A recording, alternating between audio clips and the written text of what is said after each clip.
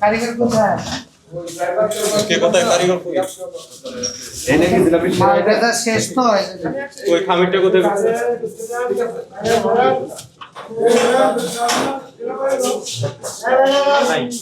এই আপনি কথা শুনছেন না? খামির বল কোথায়?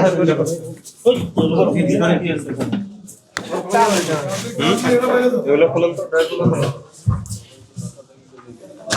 দোকানে সার্ভিস মাল খামির কি এখানে তৈরি হচ্ছে? খামির এখানে তৈরি এখানে বানায় কে কারিগরটা কে? কারিগর করে বাচ্চাটা একটু উপরে তোলো। পূজার মাস হোটেল সেট বন্ধ তো কারিগর কোথায়? এদিক দেন ছোড়া ছোড়া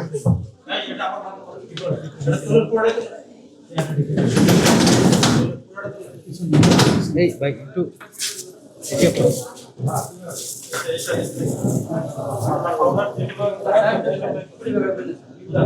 ছোড়া স্যার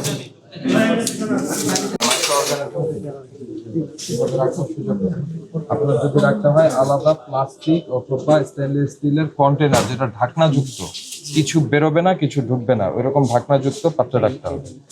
তো স্যার কিছু 10,000 টাকা পেনাল্টি দেব। 10,000 এই যে আপনার এনভায়রনমেন্টের জন্য পরিবেশ। আপনি হাইড্রোজেন অবশ্যই ব্যবহার করেন। আচ্ছা ঠিক আছে?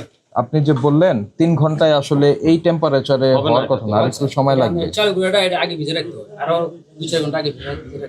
চালু গুঁড়া দিয়ে নরম আপনার বাড়ি কোথায়? দেশে বাড়ি বলা। ভোলা। কি নাম আপনার? মোহাম্মদ আব্বাস। শোনেন আমি বলি যে হাইড্রোজ ব্যবহার করা যে নিষেধ এটা তো বুঝতে পেরেছেন, এটা আপনি জানেন। জি স্যার। এটা কেন নিষেধ? মানুষের শরীরের জন্য ক্ষতিকর, দয়া করে মিশাবেন না, ওটা ছাড়াই পারবেন। ওকে, আপনি যেটা বলেছেন সেভাবে পারবেন। আপনি জরিমানা পরিশোধ করেন। এই ময়লা পানিগুলো ওনাদের দোকান থেকে এখানে আসে, আগে আমরা জরিমানা দিই। না আপনার ফ্রিজ তো ঠিক নাই, এটা আপনার কন্ট্রোলে ছিল, সেটা তো আপনি ঠিক রাখতে পারেন। ফ্রিজের বাইরে এটা তো এদের ময়লা পানি, আর ভিতরে এটাই অবস্থা। বিপ্লব কোথায়? স্যার আছে এই যে এটা একটু